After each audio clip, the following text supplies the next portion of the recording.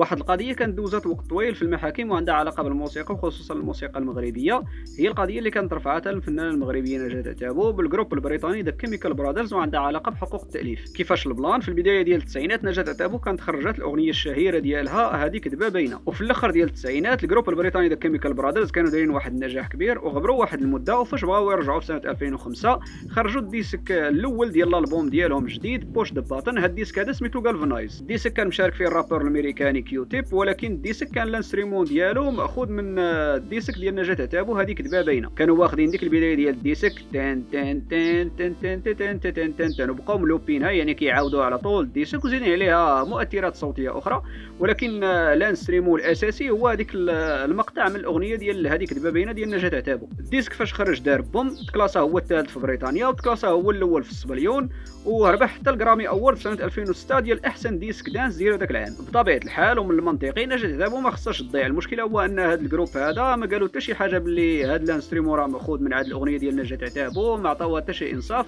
الشيء اللي خلاها انها ترفع بهم دعوه في محكمه العدل الدوليه اللي كاينه في لاهاي في هولندا. ومن بعد تقريبا 10 سنين ديال المحاكم والترافع وصلوا الطرفين لواحد الاتفاق ودي في سنه 2020 اللي ربحات فيه نجاة عتابو. اشنو ربحات؟ اول حاجه كان واحد التعويض مادي ما معروف شحال، ولكن كاين شي تكهنات كتقول بانه كان بالملايين، ولكن ماشي مهم، واخا ما معروف شحال ماشي مهم، لان المهم هو ان السميه ديال نجاة عتابو تزادت في اللائحه ديال المؤلفين ديال الديسك في جميع المنصات الرقميه ديال الموسيقى. تقدروا مثلا تدخلوا الايتيونز ولا ديزر ولا بيت بورت ولا سبوتيفاي، غتلقاو السميه ديال نجاة عتابو في اللائحه ديال المؤلفين ديال داك الديسك ديال غالفنايز ديال ذا كيميكال برادرز. وبطبيعه الحال الا كنتي واحد من المؤلفين ديال الديسك فراه خصك تاخذ واحد النسبه من العائدات الماليه، وهذا الشيء هو اللي مهم، ان هذا الديسك هذا فين ما داز في شي راديو ولا في شي مهرجان ولا في شي بواط ولا في شي بلان كما كان اللي كيتخلصوا عليه هذيك الشركه اللي مخرجه الديسك، فراه الفنانه المغربيه نجاة عتابو حتى هي كتاخذ واحد النسبه من هذوك العائدات على حساب شحال اتفقوا في هذاك الاتفاق الودي اللي داروه في المحكمه ديال لاهاي. لان الديسك ما كاينش فيه غير نجاة عتابو ولا ذا كيميكال برادرز بوحدهم، وانما كاين فيه هذاك الرابور الامريكاني كيو تيب، وكاينه فيه حتى الشركه ديال الانتاج اللي مخرجه هذاك الديسك. هذه كتبقى واحده من اهم القضايا ديال حقوق التاليف في المغرب اللي خدات واحد الصيت عالمي، واللي كتبين لك الاهميه ديال ان الفنان كما كان واخا يكون يلاه بادي خصو يخدم بواحد الطريقه احترافيه. لان شنو هو اللي نفع نجاة عتابو في هذا الشيء؟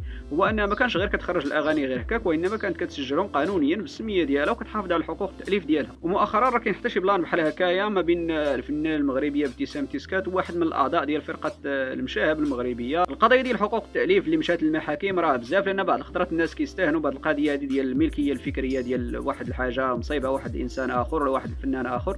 وكاين حتى واحد القضيه ديال الاخوه ميغري ما عاقلش على الحيديات بزاف، ولكن كان شي قضيه بحال هكايا. وكاين حتى شي بلان ما بين دي جيفان وسعد المجرد، شحال هذه واقيلا كنظن هما في المحكمه، ما عرفتش واش سالا ولا لا. المهم نتوما قولوا لي في التعليقات شنو هما القضايا اللي عارفين بحال هكا عندهم علاقه بالملكيه الفكريه ديال الاغاني.